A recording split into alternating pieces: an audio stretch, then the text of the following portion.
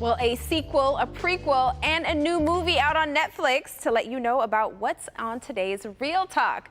Movie reviewer Greg Russell joins us to give us the scoop on the movies and share his interviews with the stars. Hey, Greg.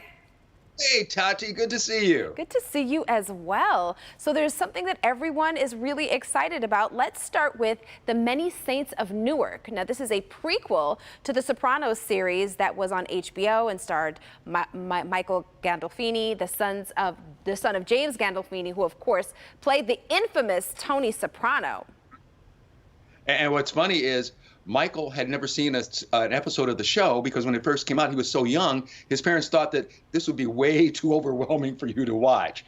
But like you said, did get a chance to talk with him and also Vera Farmiga about her job and Leslie Odom Jr. And here we go with their take on The Many Saints of Newark. Michael, I'll start out with you. Question I'm quite sure no one has asked you so far. But you played the young Tony Soprano, which, of course, your dad, James, played it in the series. Talk a little bit about, stepping into that role for yourself. Yeah, I got to play one of the greatest characters of all time. So I got to work with Vera and John and Corey and Leslie and Alessandro. I mean, it doesn't really get better than that for a young actor. And I didn't really think about the macro too much, or else I think I would have. Yeah. I think there is a lot of love, and this is what John and I try to do. You're probably not going to see those scenes in the movie, but we actually shot them where you do see the complexity of, yes, a couple that struggles with all the things they're supposed to struggle in a marriage, how to raise the children, who wears the pants in the family, infidelity, all those things to complicate marriages. Right.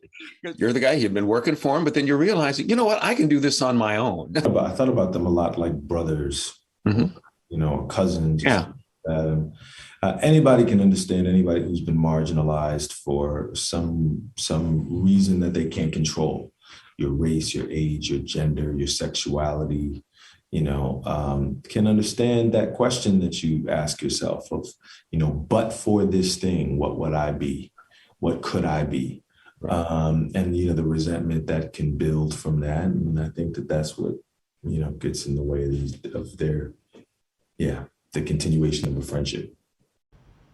Wow. So, Greg, not surprisingly, a lot of people are excited about this movie. What did you think and how many reels? Well, I gave it a 4 because I enjoyed the movie, because also it's a standalone movie. I mean, to be quite honest with you, if you had never watched The Sopranos, you can still go in and enjoy this because for the most part, we all heard about the characters, no matter if you watched the series or not. And the folks I know who were really big into it, who did get to see it, enjoyed it because, like we said, it just sets up how all the characters came about being. So, and you can check it out, like we said, in the theaters and also on HBO Max. It's going to be running there from now until October 31st. And I checked there this morning, so it is there. That is very cool. And I'm excited for Michael Gandolfini. This is huge for him, to continue his father's legacy. But we're going to move on. Next up, we have a new Marvel movie, but this is not from Marvel Studios. What is Venom and Let There Be Carnage all about? Well, Tom Hardy is back, and he's playing his alter ego, his character is anyway, of Venom. And as you know, Venom, just takes over his body and makes him do all types of weird things. Well, guess what? He's got a new person he's going up against, and that is Carnage, played by Woody Harrelson. Now, as you can imagine, with these two guys, with their personalities and their characters, first of all, we already know there's going to be a lot of action, but also there's going to be, I'm quite sure, a lot of humor when you check this thing out. So it should be a fun little ride, if you want to get out of the house this weekend. Yeah, Venom, Let There Be Carnage, and Let There Be Popcorn. Venom, Let There Be Carnage. That looks like a lot is going on.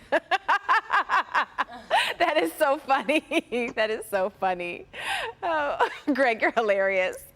Be careful with that thing there. All right, so finally, there's a new movie on Netflix.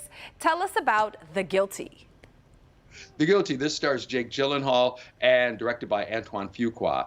Jake plays a police officer who, because of a situation he had, wound up getting desk duty. And so while he was there one evening, he gets this call from this lady who's talking about how she had been kidnapped by her husband. And Jake's character wants to, help her out. But it's just so amazing. the more you peel back the layers on this, the deeper this story gets. Well, I got to talk to Jake and Antoine, and here's what they had to say. With what was going on in his own life, as well as the call that he was on, it was just very serious and, of course, emotional. I think the movie is, playing a first responder of any kind, but also playing someone who's an emergency operator. It's inevitably filled with pretty great tension and a lot of stress. Obviously there are moments that are funny, but generally it's pretty much full throttle from the jump, on this one. No, that's for sure. Like you said, we're all going on this emotional roller coaster with you. And Antoine, talk a little bit about that. The emotional roller coaster, again, to Jake's credit, really, because, we're doing 20, 30-minute takes, and really, because we broke it into 5 pieces, 20 minutes a piece. And he had to ride that wave within each phone call. Man, you're in every scene from open to close. Talk a little bit about that as well.